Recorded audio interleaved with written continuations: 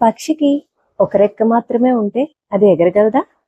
ఏంటి పక్షి రెక్క అంటున్నాను అనుకుంటున్నారా? చెప్తా.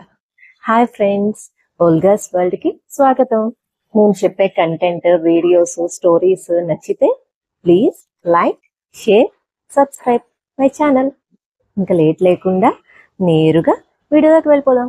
నేను అనే పదంలో నే అంటే నేను, నువ్వు అంటే నువ్వు. ఆ పదంలో ఏ అక్షరం లేకున్నా ఆ పదానికి అర్థమే లేనట్టు నువ్వు లేక నేను పూర్తి కాలేను. ఏంటి కన్ఫ్యూజ్ చేస్తున్నాను అనుకుంటున్నారా? అంతే కదా, మనిషికి మనిషి ఆసరా లేకపోతే, తోడుగా నిలవకపోతే, మనము అని అనుకోకపోతే సమాజమే లేదు. ఒక ప్రసిద్ధ సంగీతకారుడు వైలిన్ అద్భుతంగా వాయించేవాడు. ఒకరోజు సంగీత ప్రదర్శనలో మధ్యలో అతని వైలిన్ తాడు తెగిపోయింది. ప్రేక్షకులు అయ్యో, సంగీత ప్రదర్శన మధ్యలోనే అతను ఆపేస్తాడని అనుకున్నారు. కానీ అతను చిరునవ్వుతో ఆ వైలిన్కున్న మిగిలిన తాడులతోటే తన స్వరాలని సరిచేసుకుంటూ వాయిస్తూ ప్రేక్షకుల్ని అలరించారు. తరువాత ఒకరు ఆ సంగీత విద్వాంసుని అడిగారు, మీ వయలిన్లో తాడు తెగిపోయినా ఎలా వాయించగలిగారు? అతను చిరునవ్వుతో సమాధానం ఇలా ఇచ్చాడు, సంగీతం ఒక తాడుపై, ఒక స్వరంపై ఆధారపడదు.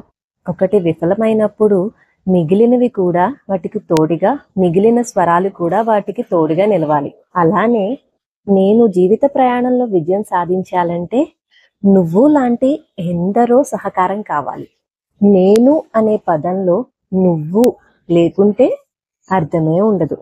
నేనులో నువ్వు ఎందుకు అని అనుకున్నాను అనుకో, ఏ మనిషి జీవితానికి అర్థం, విలువ ఉండదు. ఒక మనిషి ఒంటరిగా గొప్పవాడు కాలేడు. విజయం అంటే ఒంటరి ప్రయాణం కాదు, ఇది కలిసి నడిచే హార్మోనీ లాంటిది. మనం జీవితంలో ఎదగాలి అంటే నేను అని కాక మనము అని ముందుకు నడవాలి, విజయం సాధించాలి. ఈ మంచి మాట మీకు నచ్చుతుందని ఆశిస్తూ, మీకు గనుక ఈ వీడియో నచ్చినట్టయితే please like, share, subscribe and comment. Thank you everyone.